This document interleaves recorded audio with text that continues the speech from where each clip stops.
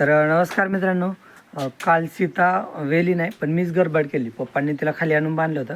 मग मला वाटलं काल वेल ती, पण ती काल पण वेली नाही आणि आज पण नाही वेली. म्हणजे आज आतापर्यंत नाही वेली, संध्याकाळी वेल असं वाटतं बरं का अंदाजा. आणि अंदाजे चुकतात पण असे.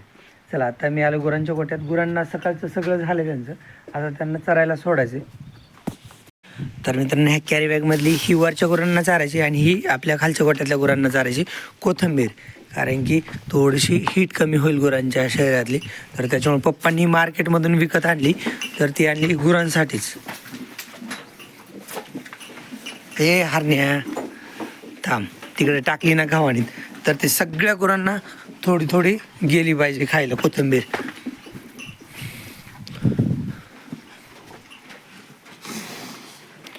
हे काय होतं, जरा पुढच्या महिन्यापासून उन्हाळा चालू होणार आहे ना, जरा थोडी हीट कमी होते शरीरातली. आणि तसं सध्याला काही कोथिंबिरीला भाव नाही आहे मार्केटमध्ये. मग त्याच्यामुळं गुरांना थोडीशी हीट कमी होते. म्हणजे ते लाळ्या आजार असतो ना जरा खुरकूत, ते जरा होत नाही. थांब ना, लाले तिकडं तिकडं तिकडे तिकडे टाकले तुला. थांब हीच गाय, थांब. हाय खाट महाग सरक.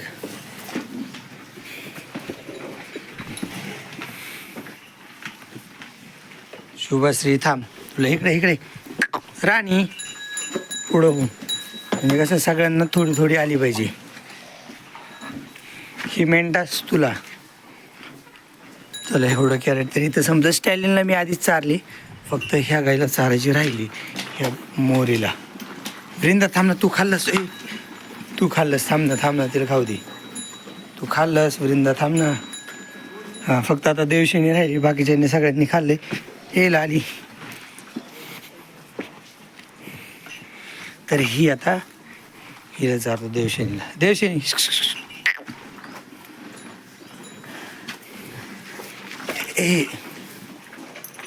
देवशेनी तर हे तर बस. आता सगळ्यांनी खाल्ली, त्यांच्या कामापुरती एक एक पेंडी सगळ्यांनी खाल्ली. तर वरच्या गोट्यातल्या गुरांना ती कॅरी बॅगमधली चारतो.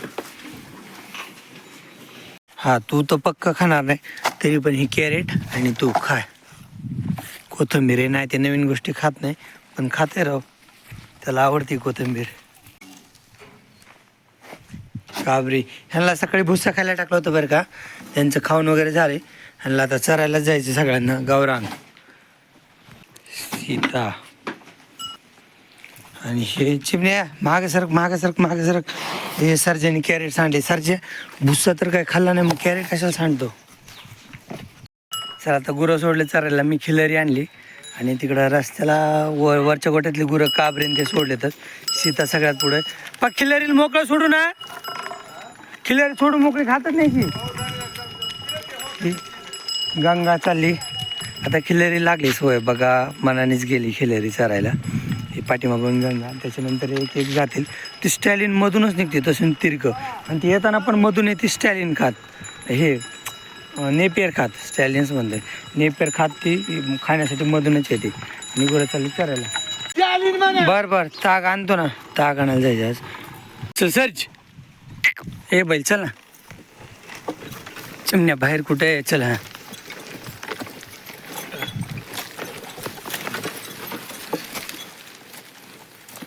हाय एक. तर असे चालत आपले गाजरं काढायचे नांगराने. इकडे ते छोटा लेटे गुरे आहेत ना, ते हिरवे हिरवे दिसते ते. तर हे गाजरं काढलेतच त्या साईडने. तर इकडे निघतात असे गाजरं. पलीकडच्या साईडने जरा छोटाले गाजर होते, पण इकडं असे मिडियम साईजचे असे गाजरं निघायला पाहिजेत. आणि निघत आहेत पण. हे बघा इथं जेवढे पडलेत ना हे गाजरं, सगळे माझ्या हातातल्या गाजरासारखे चांगलेत, पण यांना भाव नाही. त्याला आपण काय करणार. तर एवढे आपण काढलेत गाजरं थोडे. बैलाला इकडं उन्हात बांधले आणि त्यांना मी खायला आणलाय गाजराच पाला. चिमण्या महाग सरक ना, महाग सर चिमणे. थांब ना जरा. ह्याच्यात आणला ह्यांना गाजराचा पाला खायला. ह्याच्यात ते कापड आले, ते बाजूला करतो. थांब रे बहीण. हां, आणि ह्याच्यातले जे असे मोडके गाजरं वगैरे आहेत ना, तर ते अर्धे गाजरं किंवा एखादं खराब गाजरं असेल ना, तरी असे, किंवा जास्त प्रमाणापेक्षा जे जास्त मोठे गाजर आहेत ना असे, तर हे आपण गुरांसाठीच आणतो तिकडं ह्या पाल्यातच मिसळून. आता सध्या मी आलो आहे काटवांतल्या शेतात आपला गहू बघायला. तर हे बघा असा आपला गहू आहे. म्हणजे सगळा एक लेवल नाही बरं का. इथं मध्ये काय झालं आहे, गव्हाची हाईटच वाढली नाही तो मध्ये, आणि इकडं बाजूला हाईट वाढली आहे. आणि हा पण आपला खपली गहू आहे, हा पण तसा कलरला वगैरे चांगला आहे. आणि ह्याच्यात मी आलो आहे गवत न्यायला. गवत म्हणजे काय तर हे बघा, हे गवत तर हाय आपण ताग, तर ताग ह्याच्यात टाकला होता गव्हात. म्हणजे अगोदर आपण ताग विस्कटला होता, ताग विस्कटून रुटर मारलं तर ताग लवकर उगवलाच नाही. मग ताग उगवला नाही, मग त्याच्यामुळे आपण गहू पेरला. तर मग गहू उगवला, आणि गहू उगवल्यावर मग पाठीमागून हा ताग उगवला. तर मग ह्या बघा, आता तुम्हाला दाखवतो, ह्या गव्हात सगळा तागच आहे. सगळा म्हणजे कुठं कुठं पातळ, आणि एवढा दाट पण उगवला नाही ना ताग. तर बघा, ताग उगवल्यानंतर तर हा मधला ताग आहे ना, तर हा मी बैलांना नेण्यासाठी आलो आहे. तर मग पटपट तागाला काय करतो, असा उपटून गोळा करतो ताग. आता कापून तर जमणार नाही, जर ताग कापला तर ह्याचे बुडके दारे धरताना तागाचे बुडके पायाला टोचतील. त्याच्यामुळं जो उंच उंच ताग आहे ना, मोठा मोठा, त्याला उपटून असं एका जागेवर बंडल करून ठेवायचा. आणि तो बंडल मग मी बैलांना खायला नेतो. एक टायमाचं जरी झालं ना, हारण्या हिऱ्या आणि बैल, तरी बस. म्हणजे थोडं थोडं यावं, कारण मी बैलगाडी नाही आणली, मोटरसायकलवरच न्यायचा आहे हो ताग. चला, ते छोटे छोटे ढिगुरे गोळा करून घेतो. इथे एक ढिगूर आहे, तिकडे एक ढिगूर आहे. आजचा पहिला दिवस आहे ना, तर त्याच्यामुळे थोडं थोडंच देऊ गुरांना. आणि झालं, इथे एक ढिगूर आहे, तिकडे एक ढिगूर आहे, आणि ते बघा तिकडं कडीला काढून ठेवलं काही. त्या हिऱ्यासाठी ना ताग नवीनच आहे, बघू खातोय का, खातोय राव देव. आणि पहिल्या दिवशी ताक टाकताना ना, तर थोडा थोडा टाकायचा, कारण की गुरांना बाद येतो पण ताग. म्हणजे गुरांचे पोट वगैरे फुगतात तागाने, तर त्याच्यामुळं बैलांना तर चांगलं आहे, पण प्रमाणातच. आणि गाभण गायांना तर ताक टाकायचंच नाही, आणि टाकला तरी उगत नॉर्मल टाकायचं, 1-1.5 किलो, जास्त नाही. गाभण गायांना ताक जमत नाही. आता मी पहिला दिवस आहे ना, तर बैलांसाठी आणि त्यांच्यासाठी पण थोडं थोडंच टाकणार आहे. हिऱ्याला पण थोडं टाकलं, बैलांना पण. आणि सवय लागली नाही, एक 5-6 दिवसात सवय लागली ना गुरांना, तर मग भरपूर टाकलं तरी काय अडचण येत नाही, म्हणजे खातील एवढा. पण गुरं जास्त करून प्रमाणातच खातात ताक. तर आता मी बैलांसाठी आणला आहे ताक, तर इथं टाकतो. ह्या दोघांच्या मध्ये दोघांना एकत्रच टाकतो, कारण की एकदा तोंडात घेतला तर पूर्ण झाड खाता येऊ शकतात, असा ताग आहे. त्याच्यामुळं मी दोघांना एकत्र टाकलं आहे, नाही तर मग सरच्या चिमण्याला मार येतो. त्या जर्शा गाय तिन्ही इकडं आणून बांधल्यात, ह्यांना गाजराचा पाला खायला टाकायचा आहे. पण अगोदर थोडा ताक खायला टाकला ह्या जर्शाला, त्यांचं ताक खाऊन झालं मग गाजराचा पाला टाकायचा आहे. आणि बैलांनी तर ताक नीट खाल्ला पण नाही, बघा सर्जेने कसा लुळीला खाली ताक. आता ह्यांना आणले ते गाजराचा पाला खायला, गाजराचा पाला खातात नीट ते. जय तर हारण्याला मी घरी घेऊन चाललो बरं का. दररोज ना उड्या मारायचं होतं, पण इकडं गुरं बघितले ना सगळे, त्याला पण घरीच आवडत नाही. म्हणजे गुरांना ना, गुरांमध्ये राहायला लय आवडतं. गव्हाणीला एकटे असले ना की सारखे ओरडतात, तर असे त्याला बळच न्यावं लागते. नाही तर उड्या मारे येताना तर उड्या मारत गेलो होतं तिकडं हौदाकडं, पण आता वापस यायला त्याला नको वाटतं, तिकडंच गुरांसोबत थांबा वाटतं.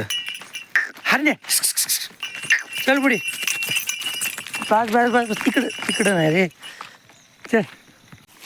आणि ह्या गावाने ते नेपेरची कुट्टी, जे की हरण्याला तर सरत नाही, हरण्याला बस झाली, पण ते गावरंगूर आहेत ना आपले, तर ते आल्यानंतर ही कुट्टी खातील.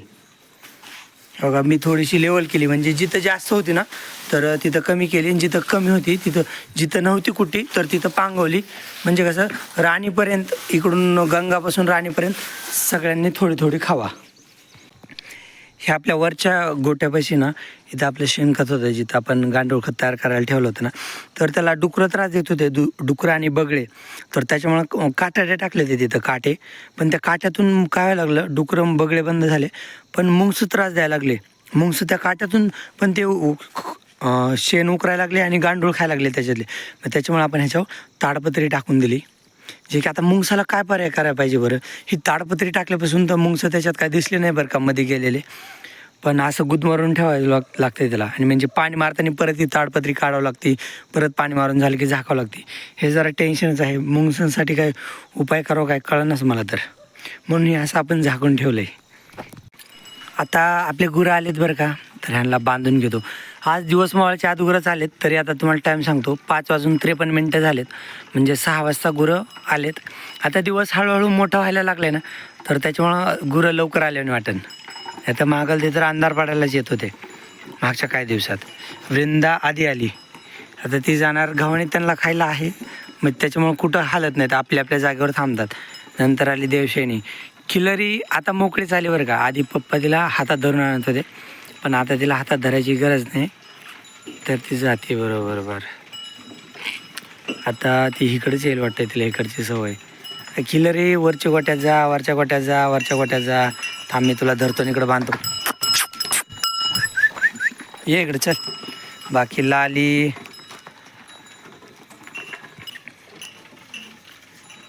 सीता हाय के हाय म्हण.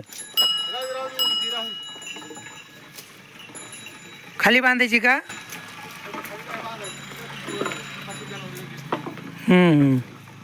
सीता चालली वरच्या शेडमध्ये. ही शिवश्री. ए राणी चल थांब. आधी स्टॅलिनला धरतो, नाही ती काय करते. थांब. ह्या गुरांना कसं ना, फिरून आले ना दिवसभर, घरी थोडंफार खायला पाहिजेच, म्हणजे जरा खातात म्हणलं ना. आता बघा ना किती गुपचूप खातात, आणि दिवसभर व्यायाम पण झालेला असतं ना चलून, तर त्याच्यामुळे लय गुपचूप खातात. ए लाली इकडून ये चल. लाली ए चल. हाय चल इकडून ये चल.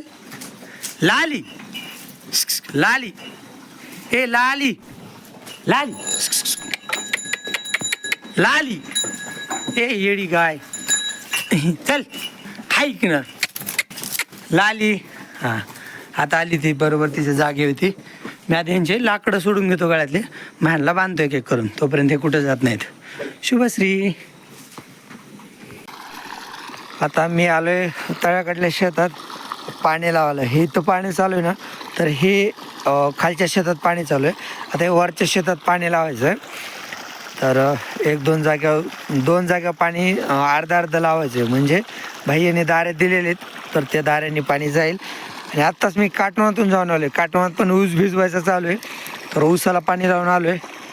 आणि इथं आता परत तळ्या काढल्या शेतातला ऊस भिजवते. आपल्या घरापासल्या शेतातल्या मोटर बंद आहेत, म्हणजे तिथं काय सध्याला भिजवायला नाही. ते रविवारी भिजवायचे दिवसाची लाईट आल्यावर. हा आपला ऊस जास्त काय वाढला नाही, पण तरी नाही भिजवला तर वाळूनच जाईल. मग गुरांसाठीच ठेवायचं आहे हा ऊस आपल्याला. आता मी काय केलं, हे लाल चिरगुट दिसते ना, म्हणजे नळीचं शेवट म्हणजे सुरुवात, तर तिथं थोडंसं पाणी गळतं आहे, तर ते ह्या सरीत जाते. आणि बाकी भाई यांनी इकडच्या सरी दारी दिलेलेच आहेत. तर बघा इथं अर्धं पाणी गळतं आहे, म्हणजे अर्धीच नळी लावली की इथं पण पाणी गळायला पाहिजे. तर इथं एवढं पाणी गळतं आहे, आणि समोर अर्धं पाणी येतं आहे. तर इथं अर्धं पाणी येतं आहे ना, अर्धं पाणी मागं गळतं आहे तिथं पाठीमागं. आणि ह्या सगळ्या सऱ्यात थोडं थोडं पाणी लावून दिले. आणि हे शेत जरी भिजत झालं तरी ह्याच्या खालच्या शेतात पाणी जाते, म्हणजे पाणी पण वायाला जात नाही. तर त्याच्यामुळे असं लावलं पाणी हे. चला, आणि इकडं पण अर्धं पाणी व्यवस्थित गळतं आहे. आता मी जातो घरी आणि गुपचूप झोपतो. सकाळी 5ला उठायचं आणि गुरांच्या चाऱ्याची कुट्टी करायची. मग परत दाऱ्यावर आल्यावर एकदा ह्या गाईकडं आलो, सीताकडं. त्याची कंडिशन वगैरे बघितली, तर ती करत होती रवांत मस्तपैकी. म्हणजे कसं एकदा जरा बघावं लागतं सारखं. ती आता जवळ आली ना, तर त्याच्यामुळे थोडं सारखं लक्ष द्यावं लागतं. म्हणजे सारखं आपण जेव्हा वेळेस जागा हो ना, तर जागा झाल्यानंतर पहिल्यांदा तिच्याकडे यायचं, आणि झोपताना एकदा तिच्याकडे यायचं, म्हणजे थोडंसं आपल्या लक्षात येतं वगैरे, त्याला काय आपली मदत वगैरे लागते का म्हणून. तर बाकी इकडं बैल वगैरे करतायत आराम.